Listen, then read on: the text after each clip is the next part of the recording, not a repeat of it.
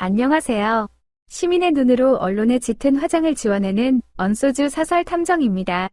오늘 의뢰하신 조선일보의 사설 이 대통령 강경파 말리다가 또 강경파 뜻대로 2026년 3월 19일자 아주 흥미롭게 읽었습니다. 겉보기엔 권력의 난맥상을 꼬집는 매서운 비판 같죠? 하지만 조금만 돋보기를 들이대면 기득권 언론의 아주 오래되고 전형적인 프레임 씌우기 수법이 고스란히 드러납니다. 자, 그럼 탐정의 시선으로 이 기사의 이면을 파헤쳐 보겠습니다. 1. 현상과 본질, 껍데기와 프레임의 분리. 현상, 팩트, 당초 마련된 검찰 개편 정부안이 민주당 내 의견 수렴 과정을 거쳤고, 이 과정에서 당내 이른바 강경파의 요구, 검사의 권한 축소가 반영되어 대폭 수정된 안으로 국회 통과를 앞두고 있다. 본질, 인텐트, 조선일보가 진짜 독자들의 머릿속에 심고 싶은 프레임은 이것입니다. 검찰 개편안는 극단적 강경파들의 억지는 대통령은 줏대 없이 질질 끌려다님. 기사 어디를 뜯어봐도 왜 강경파들이 기존 정부안을 반대했는지, 수정된 법안에 어떤 내용이 구체적으로 문제인지는 심도 있게 다루지 않습니다. 오로지 온건파, 이재명 대통령, 내 강경파라는 갈라치기 구도를 내세워 이번 검찰 개편안 자체를 비상식적인 떼쓰기의 결과물로 낙인 찍으려는 의도가 다분합니다. 2. 논리적 허점 타격, 합리적 의심을 해봅시다.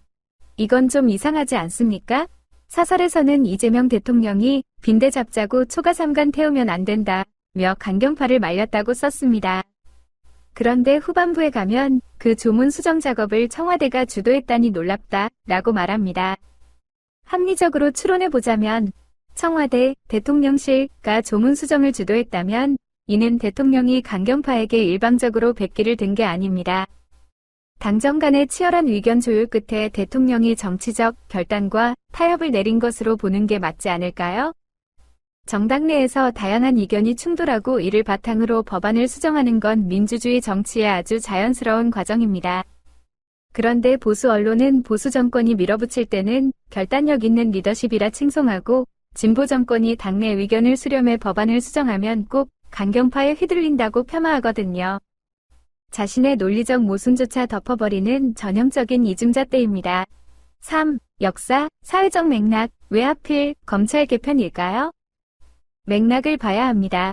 대한민국 현대사에서 검찰개혁 혹은 개편은 늘 기득권 카르텔에 가장 민감한 영린이었습니다. 사설 마지막에 검찰 개편은 범죄 수사와 인권 보호 등 국민 생활에 큰 영향을 준다며 사회적 수기와 여야 합의를 거쳐야 한다고 썼더군요. 아주 지당한 말씀입니다. 하지만 과거 검찰의 무리한 수사와 기소권 남용으로 선량한 시민들의 인권이 유린당했을 때 조선일보가 지금처럼 인권 보호와 사회적 수계를 부르짖으며 검찰의 권한 통제를 주장한 적이 있던가요? 없습니다. 이 사설은 단순히 대통령의 리더십을 걱정해서 쓴 글이 아닙니다. 검찰의 권한이 축소되는 것을 막기 위해 수십 년간 쏠쏠하게 써먹어온 당내 강경파 프레임을 다시 꺼내들어 시민들에게 정치 혐오를 조장하고 개혁의 동력을 빼버리려는 낡은 수법입니다. 시민 여러분, 언론이 던져주는 갈등의 스펙터클에 매몰되면 진짜 중요한 법안의 알맹이를 놓치게 됩니다. 우리는 대통령이 누구에게 끌려갔느냐가 아니라 그래서 그 수정된 법안이 시민의 삶과 사법 정의를 어떻게 바꾸느냐를 두 눈 부릅뜨고 따져 물어야 합니다. 구독과 좋아요는 진실을 찾는 큰 힘이 됩니다. 다음 시간에 뵙겠습니다.